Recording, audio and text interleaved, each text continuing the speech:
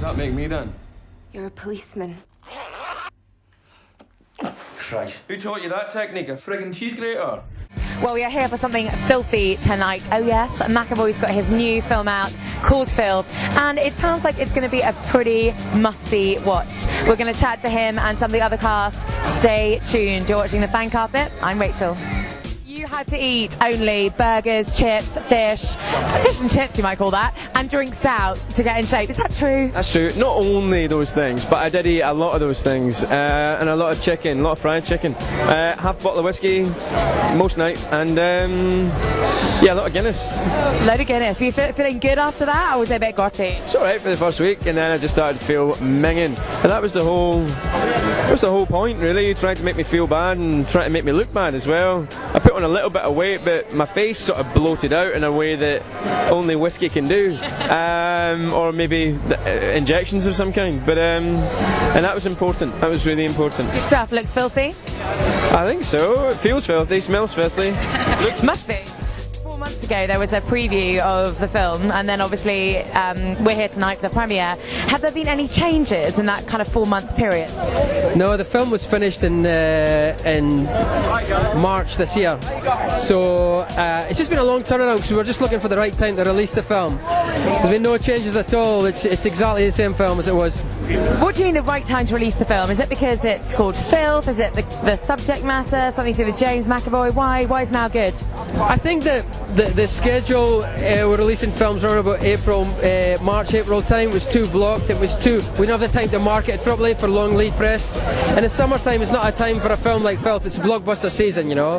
This is the ideal time for a movie like us, you know, to get most people to see it.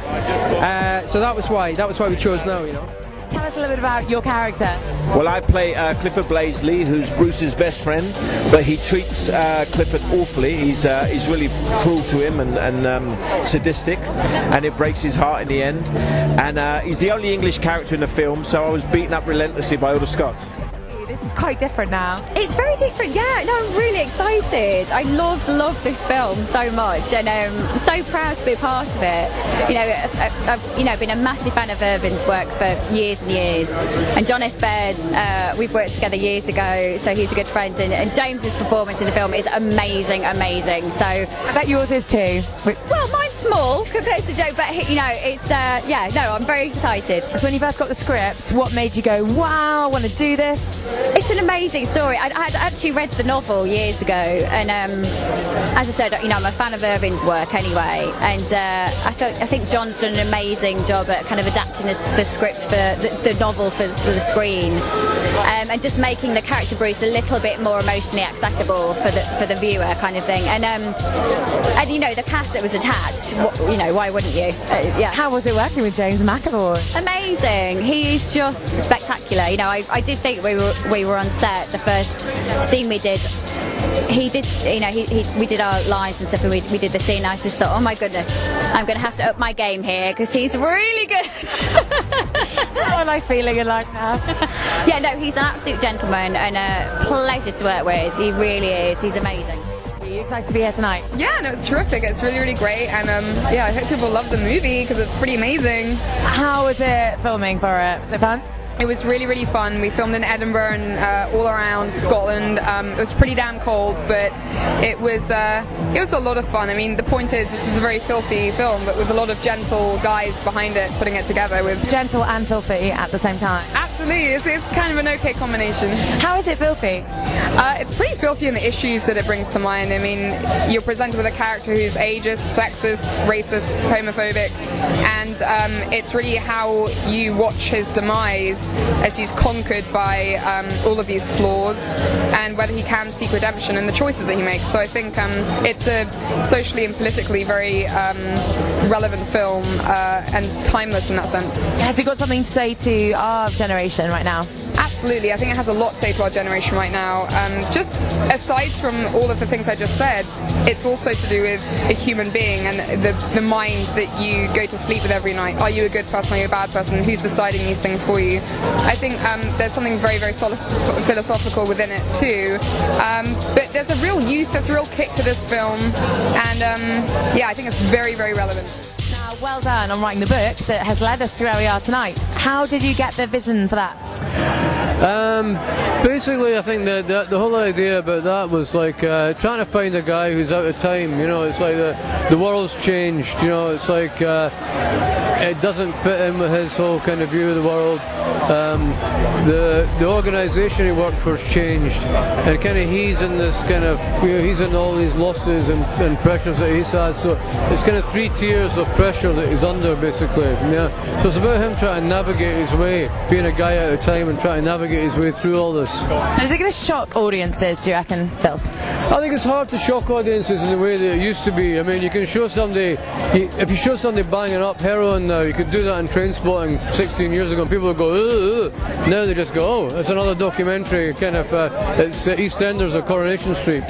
So you have to kind of, what you need to shock people with now is like, you know, you just have to have a kind of incendiary actor doing a brilliant performance with lots of emotional transitions, and people invest in that. That's what shocks people. And of course you've got that because you've got James McAvoy. Well done. Boy, how can you go wrong? No, he's just he's unbelievable in this movie. I mean, it's like it's probably the best solo acting performance I've ever seen. I mean, it's like kind of, I thought, like, wow. Well, I mean, it's like, yeah.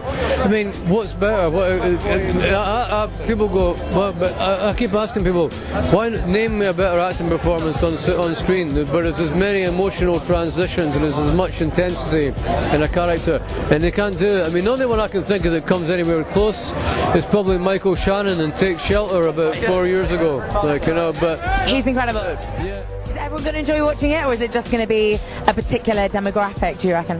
I think if it's a great enough film, not everyone will like it. I think that's important to have a point of view. I think it will provoke a lot of discussion, and no, I wouldn't be surprised if it shocks people, but that would be terrific because it takes a lot to shock people. This is true. So when you got the script, did it shock you? It did. It shocked me. It excited me. I was intrigued by it, and I just felt it was something very, very rare. And the fact that James McAvoy was going to be playing Bruce was a huge draw, and I mean, he's just sensational in this. So. How was it working with James? It was great. He was so on the ball, and he was he's such a good actor, and it was such a great character. It was a pleasure to be around him, seeing what he was doing. I enjoy working with good actors. And Filth, why should we all see Filth? Because I think even though it's a very grotesque film, it's a very disciplined film, and the reason you laugh at it, and the reason it's funny, and the reason you feel, even though it takes you to places that feel uncomfortable, it's all right because none of it is gratuitous. It's all for a reason, and it's very good like that. And taking it from, you've transformed this from a book into the film that people can see as of Friday. How did you do that? Why is the book so captivating? Why is it going to make a great film?